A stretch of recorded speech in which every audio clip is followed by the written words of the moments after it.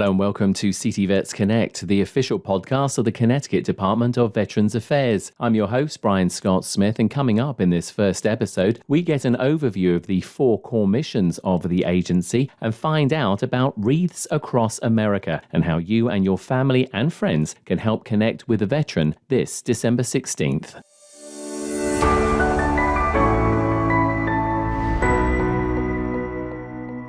But first, the Connecticut Department of Veterans Affairs is a large and complex agency offering many services and resources to veterans, and it's often hard to know what is available and how to navigate the system. I sat down with the new commissioner of the agency, Ron Welch, to get a better understanding. Commissioner Welch, welcome to the very first CT Vets Connect podcast and welcoming us to headquarters, as it were, here at Rocky Hill. I hope you're excited for this very first official podcast for the agency. So, Brian, thank you very much. It's so good to see you again. And yes, we're happy to kick this off today. And we're going to start with just a basic overview of the programs and services available through Connecticut Department of Veterans Affairs. Just before we get to that, and that's, I believe you call it your 4 core missions, let's have a little bit of a potted history, because not everybody probably knows the history of how this became known as the Connecticut Department of Veterans Affairs. So tell us that story, because it's a nice story. Sure, it's a remarkable story, and we're really proud to say that we're the nation's first and longest operating state veteran home and hospital. During the Civil War, a young soldier named Benjamin Fitch experienced horrors of everything during the Civil War and realized there would be a real need for care. So when he returned home, he founded the Fitch Home for Soldiers, Widows, and Orphans in Darien, Connecticut. The grand opening was on the 4th of July, 1864. The state of Connecticut realized, the General Assembly, how important this was to have programs and facilities to take care of our veterans and their families, that in 1935, they started a groundbreaking ceremony up here in Rocky Hill, where we are today, to establish that complete home and hospital to provide those services and expanded services on approximately 100 acres of property. So the facility took about 5 years to build, and that ribbon was cut in 1940, prior to World War II. And of course, it's grown from strength to strength ever since then. And as I say, today we're going to talk about 4 of the core missions of the Connecticut Department of Veterans Affairs. Residential services, housing, all that type of stuff, so important for veterans. Talk to us a little bit, about that, because again, we're only going to be able to scratch the surface on some of these topics, and obviously we'll be delving deeper in other podcasts on there, and it gives people an idea, veterans and their families, an idea of what is available out there. Sure. So the whole intent behind the residential housing is to provide a transitional program offering housing, employment, education support, a social network, and other supportive and recovery services to get that veteran or family that's really struggling to a better place, to a more stable place. So on our campus, we have some very large dorm-type facilities, 2-person dorm rooms. We can accommodate approximately 170 individual veterans. And then we have location across the street from the main campus called Patriot Landing, which has 5 3-bedroom houses. They're beautiful little houses. The intent there is a little bit shorter term. Normally it's about a year, that can be extended out to 2 years. They do pay a minimal fee to stay there. In addition to that, in 2018, we signed a lease with an organization called Veterans Rally Point. This is an extension of their program, and there are 6 houses on John Levito Lane on the main campus here, and they are providing temporary housing 4 to 6 months for approximately 12 veterans. In that particular case, some of those services are available, and theirs is rent-free. Which is amazing, and also, I'm sure, is such a godsend, obviously, to veterans who are in crisis, who just need that little bit of help for a few months, just knowing that it's actually there. So again, it's one of those services which maybe a lot of veterans may not know about. It really is a game changer. And the good news is, during this last legislative session, Public Act 23-207 was passed, providing an additional $5 million to Department of Veterans Affairs to convert and rehabilitate some of the aging housing we have. So realizing that the infrastructure now is about 80 years old on the campus, it's time to rehabilitate some of these facilities. That would provide housing for approximately 46 additional people that are out there, veterans.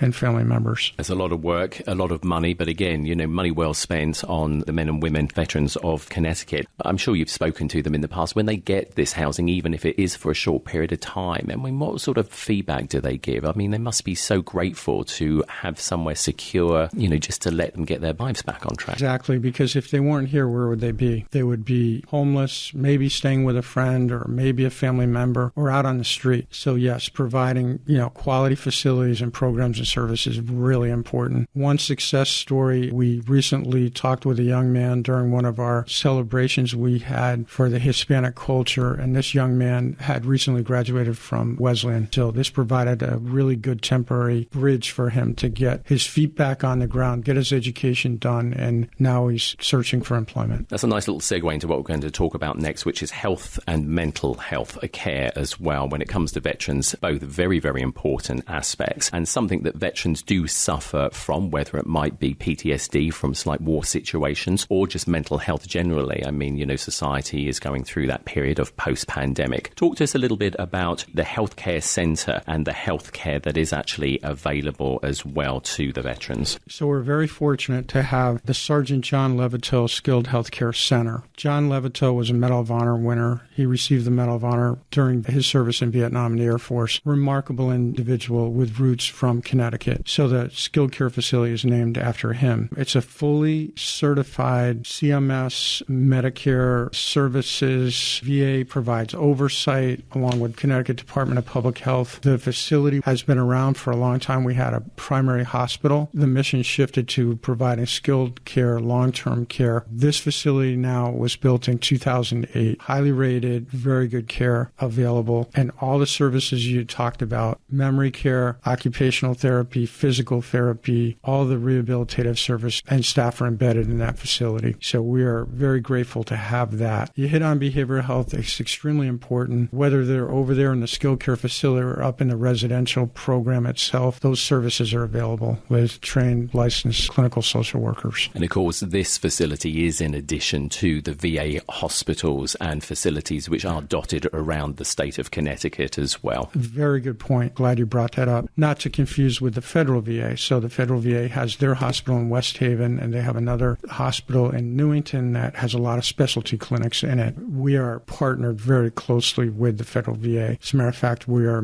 meeting the new director very soon. And there's also within communities around Connecticut, there are some community-based outpatient clinics. And very important for behavioral health, the federal VA also has vet centers around the state. And the facility, just to be clear, that's here at Rocky Hill? It's on the main campus. So again, the campus is huge, and if people haven't visited, they should obviously come and visit the campus, because not only is it beautiful, it clearly has a lot of resources and facilities as well. Cemetery services, something that needs to be discussed. We don't like to talk about death, but it is an inevitability for all of us, unfortunately. The VA supplies some very good cemetery services. Talk to us about that, because again, I don't know if veterans and their families are always aware of what is available to them and how they access that as well, because it's a time that is obviously devastating for people, and to know that there is help and assistance out there to guide them through this. So talk to us, if you would, Commissioner, about the cemetery services. Sure. So there are actually 3 cemeteries in Connecticut. One is in Darien, which is at full capacity. So we're not doing any interment services there. Right across the street is Colonel Gates Cemetery, and the intent behind that is for a resident that may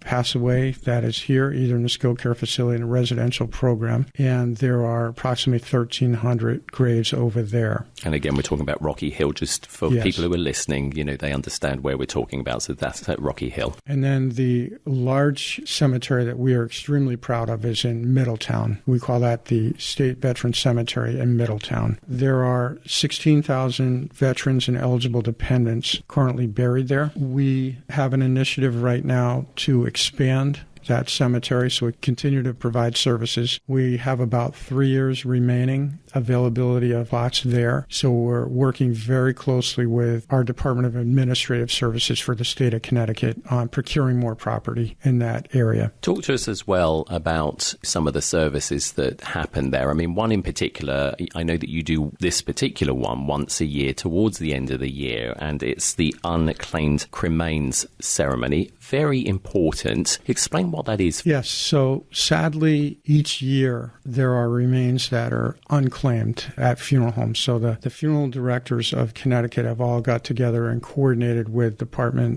our department to provide a cremated remains ceremony. And we're doing that each year, and we'll make sure that they are laid to rest properly. Those are our brothers and sisters. If no other family is available to take care of them or claim their remains, then we will do the right thing and do that dignified service. How important is that to not only you as the commissioner of this agency, but, for people out there as well? It's essential. You hear very often, we never leave a soldier or service member behind. So for us, it's very sad to realize that these cremains are around the state. So we want to make sure that they are provided with that dignified closure. And the ceremony, I believe, is quite something to see as well, isn't it? I mean, it is a proper full sort of like military ceremony. Talk to us, because I know that you go to these, you speak at them. So just talk us through these a little bit, because again, I think it's important for people to understand the dignity and the honour that is put into these things.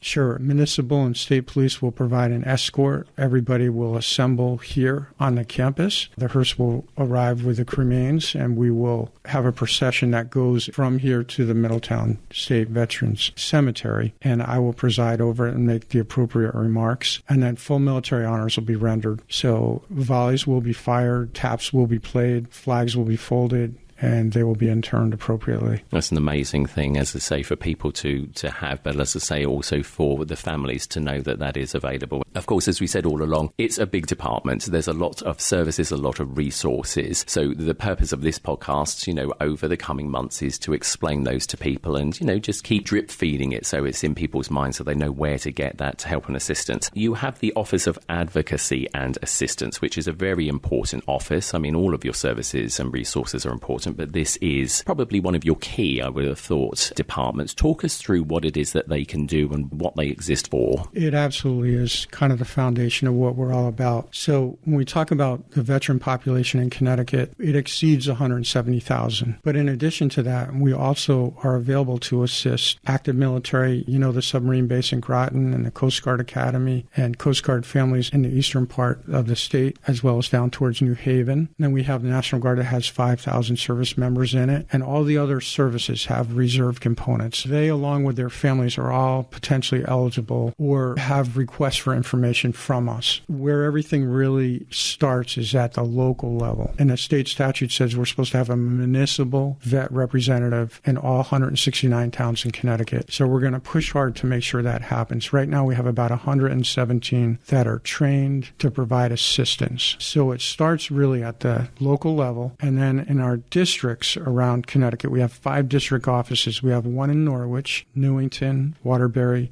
Milford, and Fairfield. Those veteran service officers that are certified are really important, and they responded this past year to 32,000 requests for assistance from that veteran population I talked about. They legally represented 7,600 veterans across the state, and that provided $109,000 plus in annual disability, pension, and other benefits paid to Connecticut veterans. I understand that sort of the core mission for them is to be that sort of like that interlink between the veteran and the federal VA to help them, again, not disrespecting the federal VA, big, it's like agency. So, they know it probably better than anyone else, and again, can help the veteran and guide them through if they need a particular service. Would that be correct? You're absolutely correct. They advocate, they sit down with that veteran or family member, dependent, that's eligible for benefits, and they gather information and evidence to support a claim if they were injured or had a significant illness during their military service. Talk to us as well about the CT Wartime Service Medal and Registry as well, because that's another thing which falls under this Office of Advocacy. So those that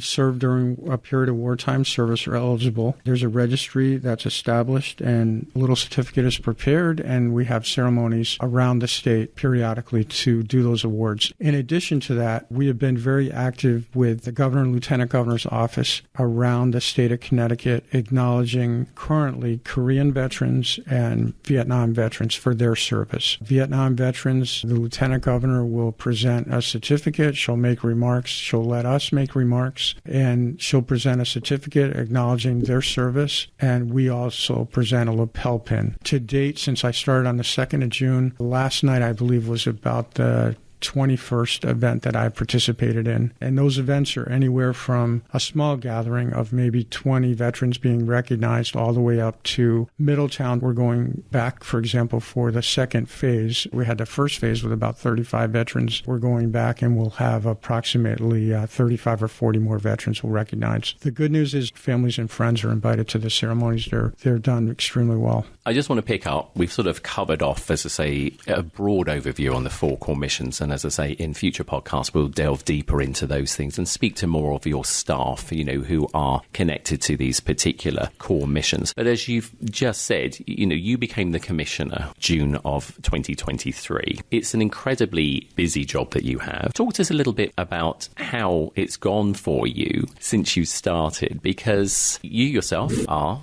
a veteran, an Army veteran. You also worked for Easter SEALs before this as well. Your heart and soul is poured into this and always has been, obviously, ever since you stepped away from the military. How are you feeling as the new commissioner at this point with what you've been able to do and what you're looking forward to doing? It was a surprise and a real absolute honor to be asked and appointed on the 9th of May by Governor Lamont to serve in this capacity. I look at it as kind of an extension of the service that I did previously. So the military was just under 40 years. And then I was able to work at Veterans Rally Point and Easter SEALs for another close to 5 years. So to be able to take that 45 years of exposure from a private to a general officer and know what these veterans have experienced over time, whether they've been in war or peacetime, cold and wet and all those different environments, and some of the issues and the core issues continue to be not in this order, but behavioral health is always a big one. The homeless part of it, you hit on financial issues, relationship issues, and sometimes it's everything at once that happens to them. So to be able to in some way provide assistance is extremely rewarding. It is a very big job. Can't underestimate what's going on with any one of these veterans at any time or their families. So we have a great team here at Rocky Hill and out in those district offices, along with those 117 municipal vet representatives and our partners, the federal VA and nonprofits that are in the area and all these other, American Legions and VFWs. And there's a group out there, Hike to Remember, over in Glastonbury, Marine Corps detachment over there, and Irreverent Warriors that attract a lot of young veterans. So to be able to connect with all of them. The other thing I like to try to do is whenever I can participate in events. I had the pleasure of being out with Skydive for Vets last month and being able to talk to them and participate in some of those events and some of the foot marches and really talk to the service members to better gauge what's going on out there. I'm just going to put you on the spot just for a final second then. What do they say to you? Because it's not often, doesn't matter which organisation you work for, you don't always get to speak to the top dog and, maybe vent at them as well. It is good for them. A lot of times Connecticut is a very wealthy state. Connecticut has tremendous social support services available. A lot of times it's just misinformation. They just don't know what's available. So to be able to connect with them and share with them, this is where you need to go, this is who you need to talk to, I think is very important. And yes, anybody can talk to me. I'm very approachable. And aside from the rank and the position I'm in, I'll talk to anybody that served or in support of the military about any one of these issues and try to provide assistance. Well, Commissioner Ron Welch, Commissioner of the Department of Veterans Affairs of the state of Connecticut, thank you for your time. Thank you for guiding us through, as I say, a quick look at the 4 core missions. We'll be talking to you in future podcasts, but for the time being, thank you. Great, Brian. Thank you very much.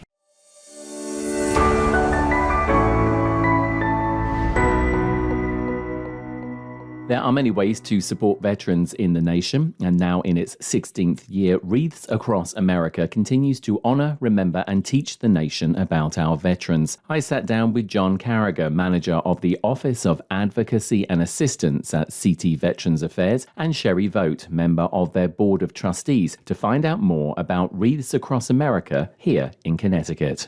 To you both, welcome to the podcast. Thank you. Thank you so much for having us. So we are talking about Wreaths Across America coming up very soon. In fact, the date for it is December 16th, but there's a cut-off date of November 28th when wreaths have to be purchased. We're going to talk to you, Sherry, in a moment about that. But John, I want to turn to you first. Just talk to us a little bit about what is Wreaths Across America. Sure. So Wreaths Across America is a program that allows cemeteries around the country to place a wreath over the holiday season on each veteran's grave that so desires one. It's a great opportunity for the general public to really connect with our military and connect with our veterans and show them the honor that they deserve for their service and their sacrifice. And this happens where in Connecticut? There's multiple cemeteries around the state of Connecticut that participate in the program. With the state of Connecticut, our cemetery in Middletown is the only currently active veterans-only cemetery, but there are numerous cemeteries around the state that participate in the program. And there's a sort of like a mission, isn't there, of Wreaths Across America? Honor, remember, teach. Talk to us about that. So, like I said, the ability to honor that veteran's service and sacrifice and the service and sacrifice of his or her family is first and foremost in the Wreaths mission. We want to be able to have a visible reminder of that service and sacrifice. And then remembering is just what it says. We never want to forget what all of those folks have done for us so that we can continue to live and enjoy the freedoms of our country. And finally, teach.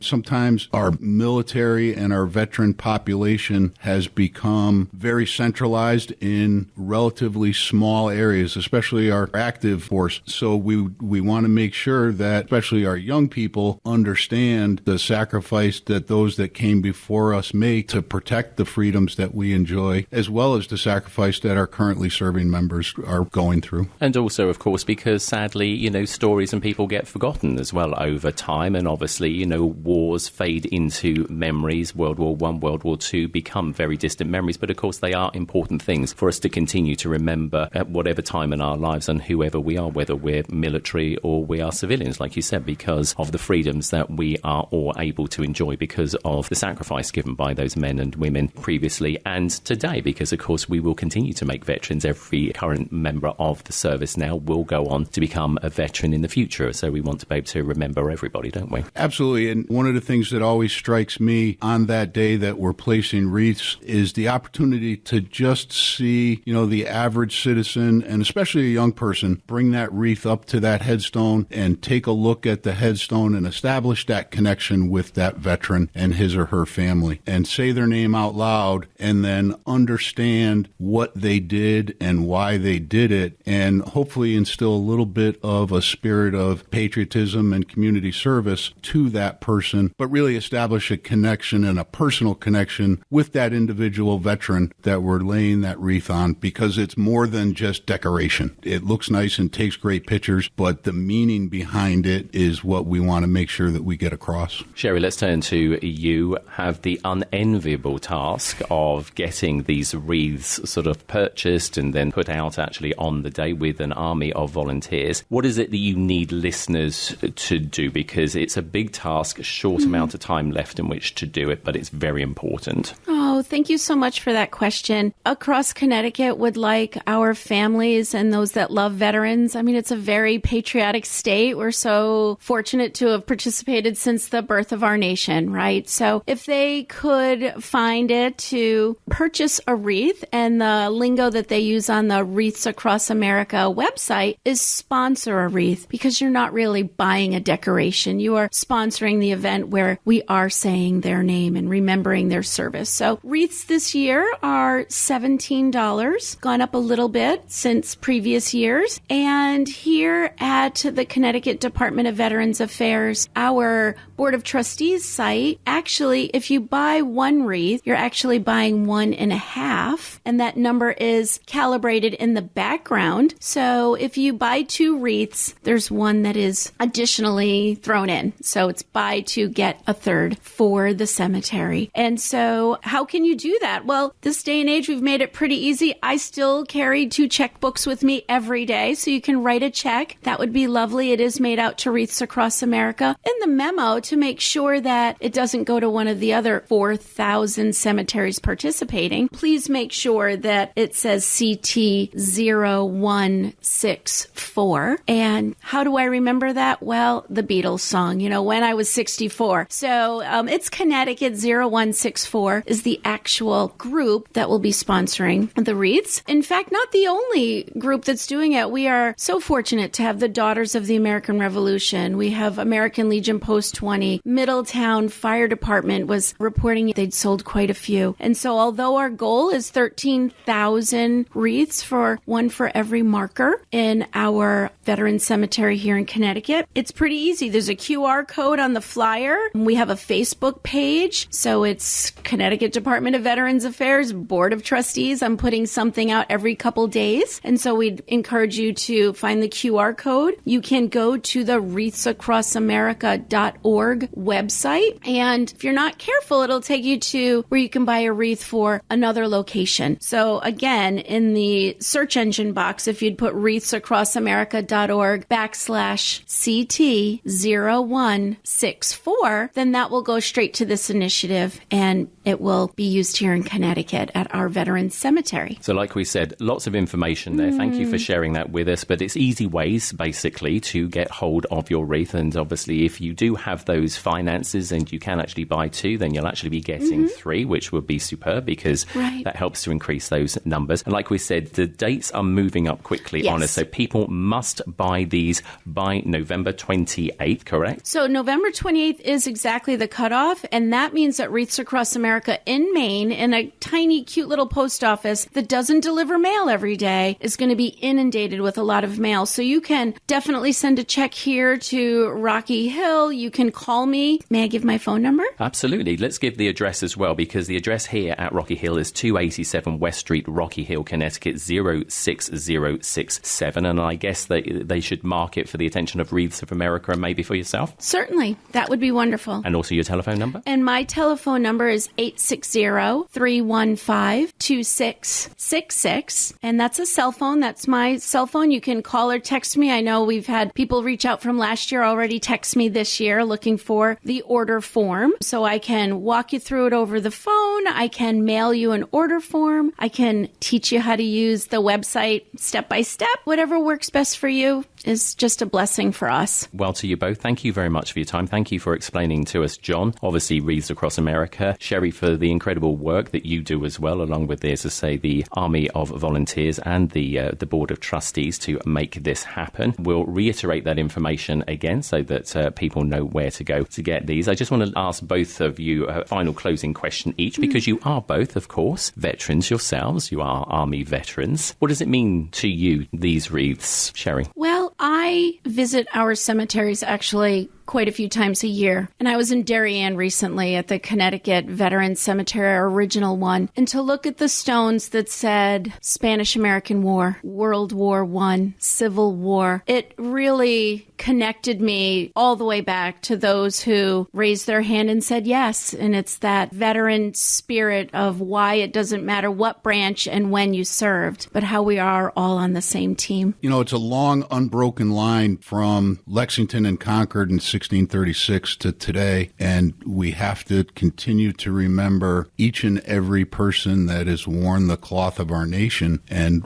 whether they paid that, gave that ultimate sacrifice in battle or came home and became very productive and great citizens after their service. It's important that we honor that service and that we remember that, because that's really the spirit of America. Absolutely. To you both, John and Sherry, thanks again, as I say, for telling us about Wreaths Across America, and more importantly, thank you both for your service. Thank you. Thank you so much. And to purchase your wreaths, visit the Department of Veterans Affairs Board of Trustees site at wreathsacrossamerica.org/CT0164.